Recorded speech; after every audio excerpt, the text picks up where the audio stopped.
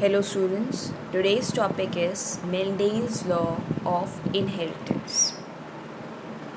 Certain rules were proposed by Gregor Johann Mendel and they were known as principles or laws of inheritance. The first law is known as the law of dominance and the second law is known as the law of segregation, while the third law is the law of independent assortment.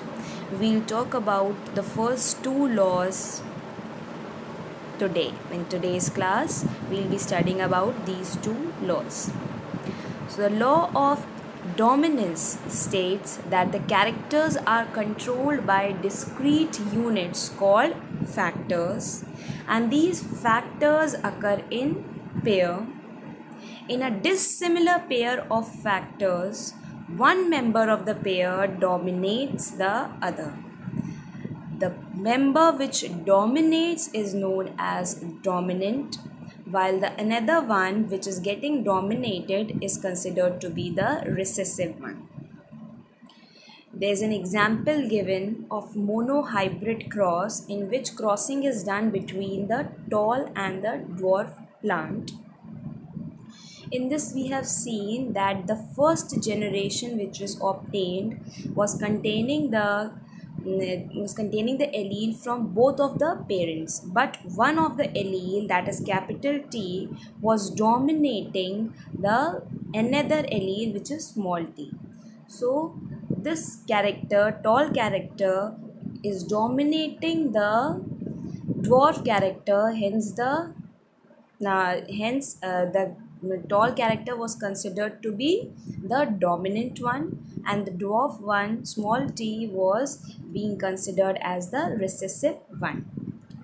So the plants obtained in the F1 generation were considered to be the tall one, as the capital T was dominant over here.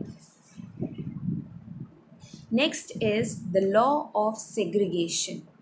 Law of segregation. Before starting with the law, let us first know what do we mean by segregation. Segregation means separation. So this law states that when a pair of factors for a character is brought together in a hybrid, then they separate during the formation of gametes. The alleles do not blend, but both the characters are recovered in F2 generation and one in F1. The factor which is present in the parent segregate and the gametes receive only one of the two factors. Now see the example over here of monohybrid cross. We can see that the small t representing the dwarf character was not able to express itself in F1 generation. But in F2 generation, we have seen that the small t, which was recessive in F1 generation, has completely segregated, has completely separated and expressed itself independently in this second generation, in the F2 generation. So although the alleles do not blend, but both the characters are recovered in F2 generation. So this dwarf character was recovered in the F2 generation. The factor which is present in the parent segregate and the gametes receive only one of the two factors. You see both the alleles present in the parent in the F2 generation, these will be the F1 plants will be considered as a parent. So both the alleles in the F1 plants have completely separated. Homozygous parent contains one kind of gamete, while heterozygous parent contains two kind of gamete. Each one have allele with equal proportion. We can see the two homozygous offsprings were obtained and two heterozygous offsprings were obtained in F2 generation.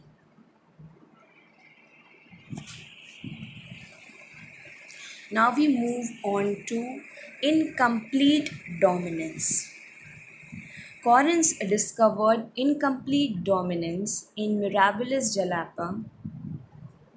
It is also called partial dominance or semi-dominance.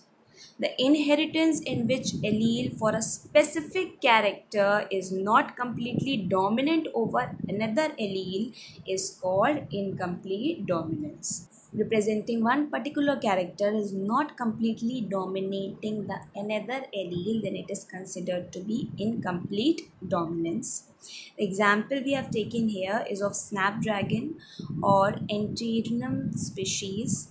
A crossing is done between the true breeds of a red colored flower and the white colored flower, and as a result we have, just see the example over here, the parents here are red colored flower and the white colored flower, and the crossing is done, and as a result in F1 generation we have got the pink colored flower. Now in F2 generation, when the selfing is done between these F1 plants, then we obtained the red colored plant, red colored flower in the plant and white colored flower and the pink colored flower. In the ratio of red was one red offspring was obtained, one white offspring and two pink offsprings were obtained. So the phenotypic ratio here will be 1:2:1, as well as the genotypic ratio will also be 1:2:1. Now the genotypic ratio will be same as that of Mendelian cross, that is 1:2:1, but the phenotypic ratio is different from that of Mendelian cross. So the phenotypic ratio in case of Mendelian cross was 3:1, but here in this case it is 1:2:1.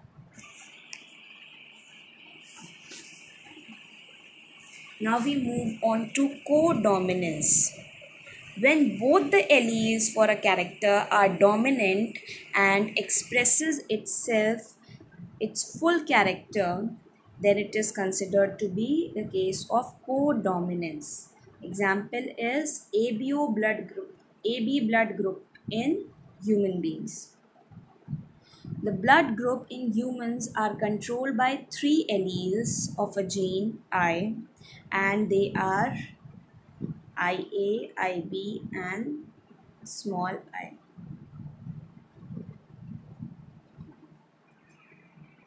The ABO locus is located on chromosome 9. IA is responsible for the production of antigen A. IB is responsible for the production of antigen B, and small I does not produce any antigen. IA and IB are codominant and dominant over small I. Here are the blood groups and their genotypes. So this is how they are represented. Blood group A is represented as IAIA or IA small I. Blood group B is represented as IBIB or IB small I. Blood group AB is represented as IAIB and blood group O is represented as small I small I. Now this is how the if the parent is containing the allele IA and another parent is containing the blood group and containing the allele IA, then the genotype will be IAIA, blood group A, and so the offspring, the blood type of the offspring will be blood group A. Now the allele obtained from one of the parent is IA and allele obtained from another parent is IB. So the genotype obtained will be IA, IB, and the blood group of the offspring will be AB. If the allele obtained from one of the parent is IA and allele from another parent is small I, then the genotype of the offspring will be IA small I. Hence, the blood group of the offspring will be A. If the allele obtained from one of the parent is IB and the allele from another parent is IA, then the genotype of the offspring will be IAIB and the blood group will be AB. If the allele obtained from one parent is IB and the other parent is also IB, then the genotype of the offspring will be IBIB, hence the blood group of the offspring will be B. The allele obtained from one of the parent is IB and the allele from another parent is small I, then the genotype of the offspring will be IB small I and the blood group will be B. Allele from one of the parent is small I and allele from another parent is small I, so the genotype will be small I and the blood group obtained here of the offspring will be O. So this is again the representation of if the parent has blood group A, one of the parent has blood group A and another parent has a blood group B, then the child obtained will either contain blood group A or contain blood group O. Now, why this has happened? This has happened because blood group A can also be represented as IAIA and it can also be represented as IAI. Why? So, if we do the crossing, if we take out the Punnett square, then in that case there's possibility of IAIA and IA small I as well as small I small I.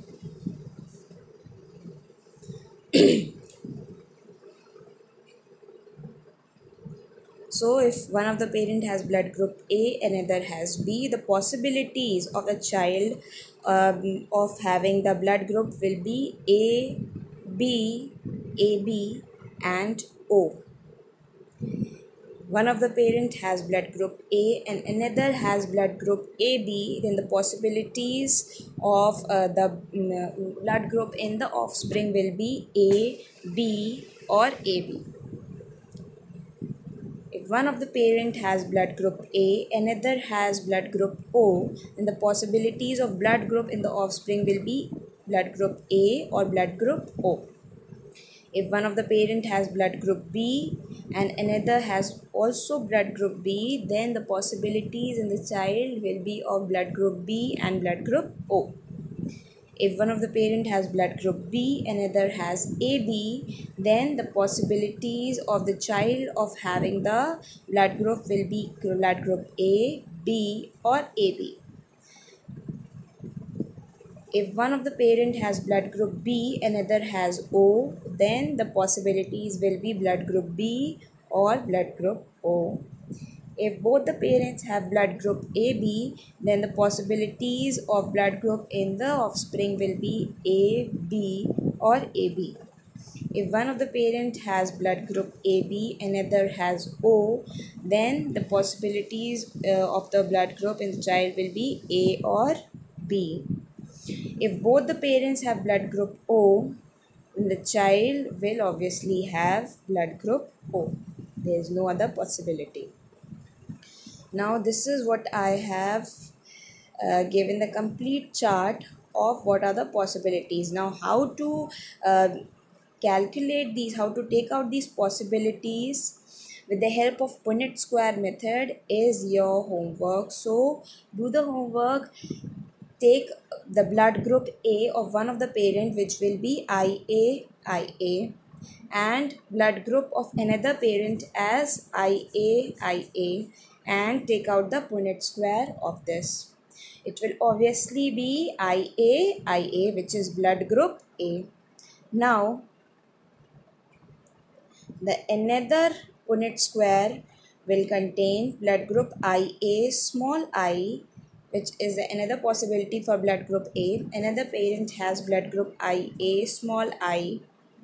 then in that case there are two possibilities, IA and IA and small I IA. So small I stands for blood group O and IA small I stands for blood group A.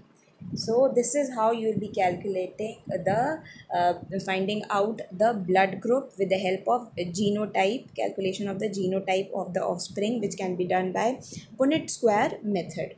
So this you can done this, no need to just remember this.